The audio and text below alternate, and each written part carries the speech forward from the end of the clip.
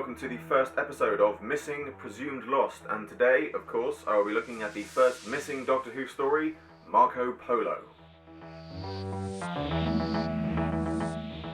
Due to the incomplete nature of the missing episodes, it means, quite obviously, that there is significantly less footage for me to use in my reviews.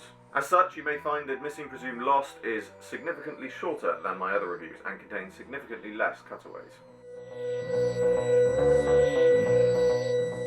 To save me repeating myself in future, it's worth saying that of all the Doctor Who stories, the missing ones are probably the ones that I have seen the least. Not because I don't like them, but simply because as I only have them as digital copies, I probably watch them significantly less than my DVD releases. And just before anyone asks, because I know some people will, I'm afraid I'm not prepared to upload these digital copies anywhere, and I am not prepared to send them out to anyone. In many ways, it's a shame that I haven't watched them more often, because some of the purely historical stories of early Doctor Who often have the best stories and storylines. The original intention of purely historical stories was by showing the Doctor and his companions getting wound up in historical events, it taught the viewers, both young and old, about history itself.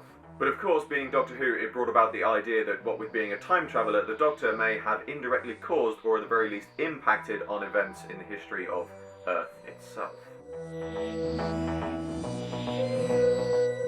Unlike the previous story, this is another long tale of 7 episodes, but this does stand up very well. The length of the overall combined story is long, but it doesn't feel drawn out, because when you're watching it, it feels like we are joining the TARDIS crew and Marco Polo on his epic journey.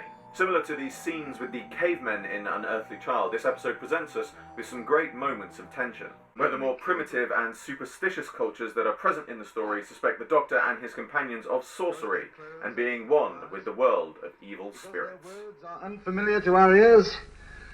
No, Tigana, they are travellers. They are evil spirits, sorcerers, magicians. Many missing stories have at the very least some surviving clips, whether this is a 16mm tele-recording or even an 8mm home video. However, this story, along with Mission to the Unknown and the Massacre of St. Bartholomew's Eve, have unfortunately no surviving clips whatsoever. But could this story, or at the very least part of it, still be out there, waiting to be found? Of all the 1960s Doctor Who stories, this was the one sold to most countries, with at least 19 countries purchasing it, although unconfirmed sources state that there could have been more than this. As such, for this story to be completely missing, it means more copies of it would have to have been destroyed than any other story in Doctor Who history. And as we know from them having been found in recent years, at least parts of missing Doctor Who stories still exist out there. So it makes me wonder, somewhere out there in the world, are there a set of film canisters lying dusty, forgotten and overlooked, their faded labels reading Doctor Who, Marco Polo? Something else I will mention now to save me repeating myself in future. When I say reconstruction in these reviews, I do mean an animated reconstruction. As much as I would love to see any reconstruction of a missing story, an animated reconstruction is certainly what I would prefer to see. It could be debated that An Unearthly Child is the first historical story in Doctor Who's history, but personally, I like to consider Marco Polo the first of Doctor Who's purely historical stories. An Unearthly Child is mixed in with the sci-fi and futuristic elements of introducing the world of Doctor Who to the audience. Whilst Marco Polo does contain some small references to this, it is just a purely historical story. Whilst the overall plot itself is interesting, it isn't the strongest element of the story. However, that could be attributed to Doctor Who still finding its feet in its early days. As such, whilst there are better stories out there, much more loved by fans awaiting reconstruction, I personally would certainly like to see this story reconstructed sooner rather than later, because as with Reign of Terror, this story stands up as one of Doctor Who's true great historical stories that the programme unfortunately seems to shy away from so much these days.